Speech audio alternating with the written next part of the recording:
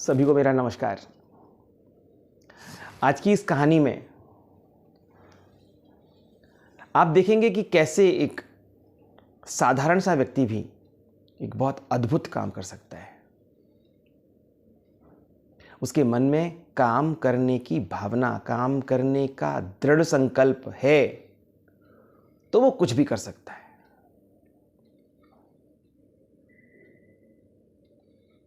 एक बुजुर्ग व्यक्ति अपनी बेटी को लेकर एक होटल में गए।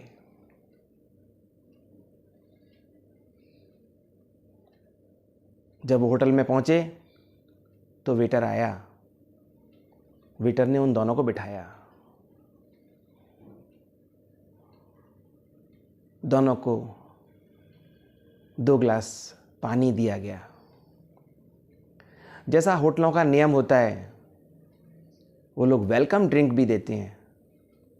उन्होंने उनको वेलकम ड्रिंक भी दिया और फिर उसने कहा, ऑर्डर प्लीज।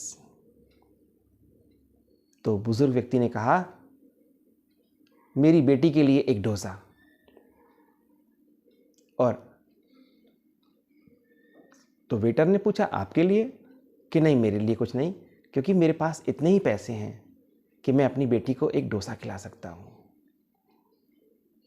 क्योंकि मैंने इस बेटी से वादा किया था कि अगर तू 10वीं क्लास में टॉप पास करेगी, तो 10वीं क्लास में सबसे अच्छे अंक लाएगी, तो मैं तुझे यहाँ के मशहूर होटल में तुझे डोसा खिलाऊंगा। वेटर ने ऑर्डर लिख लिया और वो मालिक के पास गया। मालिक से कहा कि आप इन दोनों को डोसा खिला दीजिए, आप मेरी सैलरी में से पैसे काट लेना। क्योंकि उस व्यक्ति ने अपनी बेटी को वादा किया था, आज वो व्यक्ति अपनी बेटी को डोसा खिलाने लाया है।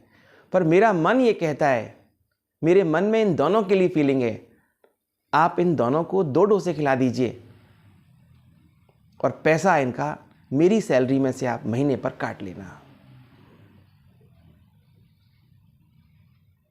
तभी होटल के मालिक ने उस जहां पर सब लोग बैठे थे वहां उसने घोषणा की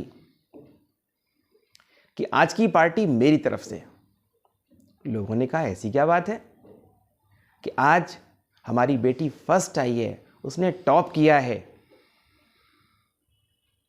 और उसने उस बच्ची को बुला के उसका सम्मान किया, उस बेटी का बुला के सम्मान किया और उन दोनों को डोसा खिलाया और बाकी जितने लोग थे वहां उन सबको डोसा खिलाया। और जाते वक्त उसने 3 डोसे और पैक कर दिए और साथ में मिठाइयां भी दी कि जाओ अपनी मोहल्ले में ये मिठाइयां बांट देना, क्योंकि हमारी बेटी ने टॉप किया है। और ये बाकी के 3 डोसे आपके घर में जो सदस्य हैं उनके लिए। वो बच्ची बहुत खुश थी, उसका संकल्प और दृढ़ हो गया कि मैं कुछ कर सकती हूं। और वो बुजुर्ग व्यक्ति और प्रसन्न हुए और उन्होंने बेटी से कहा, बेटी अब तेरी जिम्मेदारी है कि तूने जैसा प्रॉमिस किया था वैसी मेहनत कर। तो उसने वादा किया कि दादाजी, जितनी मेहनत मैं करती थी उससे कई गुना मेहनत करूंगी और अपने लक्ष्य पर जाऊंगी। समय बीतता गया।